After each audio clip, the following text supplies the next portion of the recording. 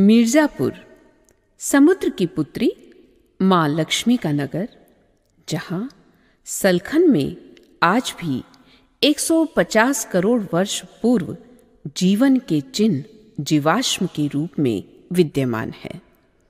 विंध्याचल की गोद में बसा ये शहर आर्यवर्त का आरंभ से ही केंद्र बिंदु रहा है।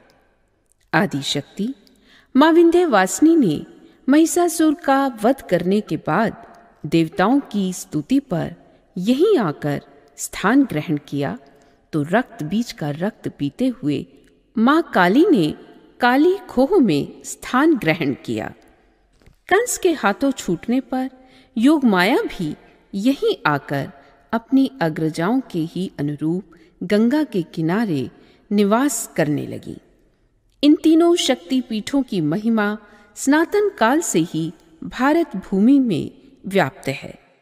संभवतः इसीलिए त्रेता युग में भगवान श्री राम ने अयोध्या लौटने के उपरांत रामगया घाट पर अनुजों सहित अपने पितरों को श्रद्धांजलि दी थी, तो रावण ने भी इससे पूर्व विंध्याचल धाम की महिमा को सुनकर माँ विंध्यवासिनी के पर्यायवाची बिंदुवासिनी मंदिर में आराधना की थी।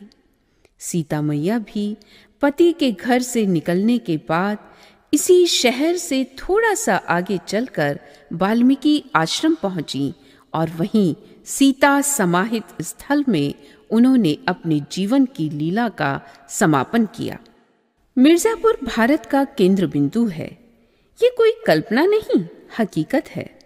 जरा अमरावती चौराहे पर स्थित भारत सरकार के IST स्थल पर जाइए, जहां से पूरे देश की घड़ियों का समय मिलाया जाता है, और आप भी अपनी घड़ी का मिलान कर लीजिए। समय की ये घड़ी द्वापर युग में भी टिक टिक टिक टिक कर रही थी। मिर्जापुर की तहसील चुनार में जो किला मौजूद है, ये वही किला था जहां जरासंध ने हजारों राजाओं और राजकुमारियों को बंधक बनाया हुआ था और जिनका उद्धार भगवान श्री कृष्ण ने स्वयं किया। राजपाट त्याग कर वैराग्य धारण करने वाले राज ऋषि राजा भर्तृहरि की समाधि भी इसी किले में मौजूद है। आधुनिक काल में चंद्रकांता संतति जैसे तिलिस्मी उपन्यास की रचना भी इसी किले की आधार भूमि पर बाबू देवकी नंदन खत्री ने की थी। हिंदी साहित्य के उस आधुनिक काल की महिमा तत्कालीन साहित्यकारों में ऐसी फैली कि चौधरी बद्री नारायण प्रेमखंड, पांडे बेचन शर्मा उग्र, आचार्य रामचंद्र शुक्ल और सूर्यकांत त्रिपाठी निराला जैसे साहित्यकारों ने इसी शहर को अपनी कर्मस्थली बना लिया। मिर्जापुर नगर के इस गौरव में वाणिज्य समुदाय से जुड़े हुए लोगों का भी महत्वपूर्ण योगदान है।